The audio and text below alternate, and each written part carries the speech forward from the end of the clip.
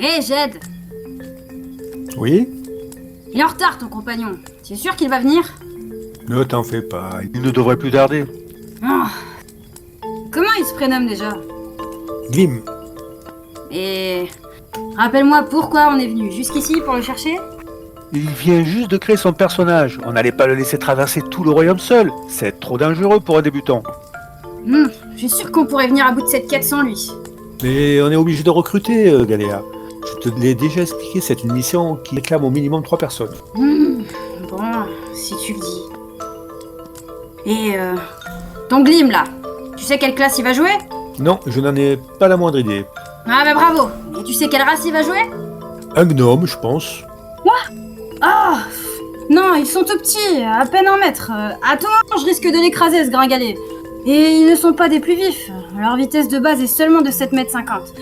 C'est pas pratique pour les combats. Mais ne t'inquiète pas, tu as beau avoir de grosses fesses, cela n'arrivera pas.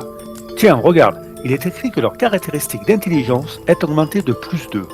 Et ils ont cette capacité, ruse gnome, qui leur donne un avantage au jet de sauvegarde d'intelligence, de sagesse, de charisme contre la magie. Pas très utile pour une baston tout ça. Ça m'étonne qu'ils aient pu survivre si longtemps dans ce monde hostile. D'après ce que je sais, les gnomes peuvent vivre 350 ans, voire jusqu'à 500 ans. Ça doit jouer. Ouais, et j'ai lu autre chose moi aussi. Sais-tu ce qu'ils ont que tu n'as pas? Une bonne coéquipière? Ah, très drôle. Non, eux, ils ont la vision nocturne contrairement à toi. Monsieur, je vois rien dans le noir. Attends, Quoi? silence, quelqu'un approche. Tac! Salut la compagnie! Ah Glim, tu es venu. Eh oui! Tu as failli te prendre mon épée en pleine tête, le gnome. Ah! Raté! Mais comment allez-vous en cette belle soirée? Bien, ravi de te voir, compagnon. Ça fait 3 plombes qu'on t'attend. Ah, excusez-moi, je fais sur à Kaoka. Y'a quoi? Kaoka, c'est la capitale de la baronnie qui porte le même nom. Et laissez-moi vous dire que là-bas, c'est trop la fête! J'imagine, les gnomes sont un peuple connu pour leur enthousiasme débordant. Ah oui, ils sont très sympas en plus. Et futés, tu savais qu'ils avaient construit un grand parc d'attractions? Un parc d'attractions? Oui, avec des grosses machines et des feux d'artifice. Oui. Bon, c'est bien gentil tout ça, mais on n'est pas là pour s'amuser. On a une mission sur le feu, nous. On t'attendait parce que Jed pense que tu devrais te joindre à nous.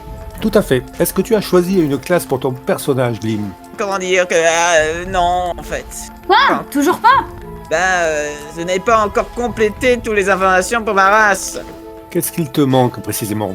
Je n'arrive pas à choisir entre les sous-races proposées. Gnome des forêts, gnome des rosses, je connais rien moi. Sourage de gnome? Tu ne savais pas qu'il y avait plusieurs types de gnomes, Galéa? Si, enfin, bien sûr. Tu me prends pour qui? C'est parce que je sais que je demande, enfin. Je veux juste vérifier vos connaissances. Bien sûr. Rejetons un œil aux règles de création de personnages histoire d'être sûr de bien choisir. Alors, je vois qu'il existe des gnomes des roches, des gnomes des forêts, mais aussi une troisième sous-race, les gnomes des profondeurs qu'on appelle aussi Sniff-Neblin. Le Snirf-Neblin? Ah oui, je m'en souviens. J'en ai rencontré pléthore. Ah oui, ça est étonnant. Les gnomes des profondeurs vivent en petites communautés éparpillées dans les profondeurs de la Terre. Ça m'étonnerait que tu te sois déjà aventuré dans l'autre Terre. Mais si, enfin, je voyage beaucoup. Et c'est bien de jouer à un nerveux truc là. Tu commencerais le jeu avec un bonus supplémentaire de plusieurs dextérité. Ta vision dans le noir serait augmentée à une portée de 36 mètres et ton thème pierreux te donnerait un avantage au jet de discrétion pour te cacher sur un terrain rocheux. D'accord, c'est pas mal, mais je lis aussi qu'ils n'aiment pas trop le confort. Et ils passent leur temps à casser des cailloux. La plupart n'ont jamais vu la lumière du jour. Bonjour le manque de vitamine D. Oui, mais cela leur apporte d'autres avantages. Tu pourrais aussi accéder à un don unique à ce peuple, Magie des Sniff-Neblin, qui donne accès à tout un panel de sorts très efficaces pour échapper à tes adversaires. Mais attendez une minute, mes bons amis.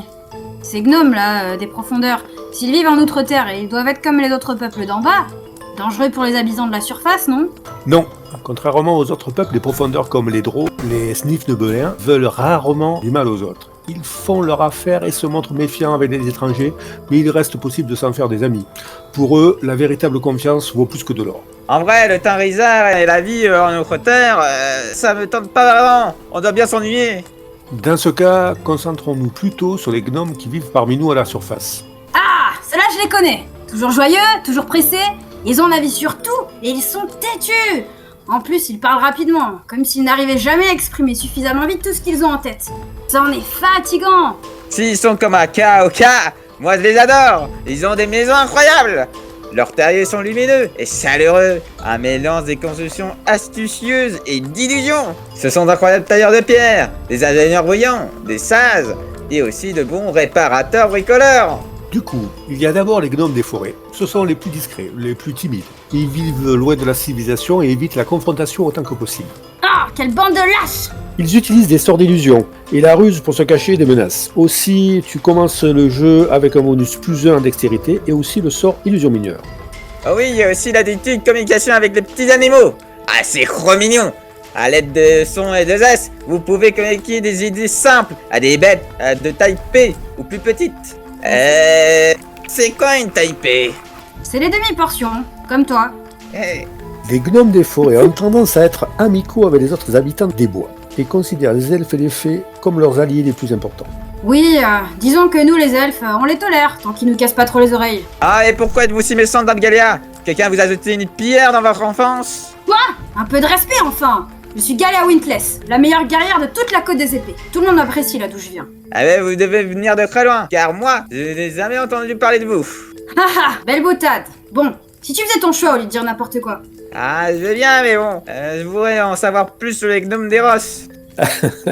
À en savoir plus, voyons voir. Les gnomes des roches vivent dans les collines et les montagnes. Ça facilite l'accès aux matériaux dont ils ont besoin pour construire et bricoler.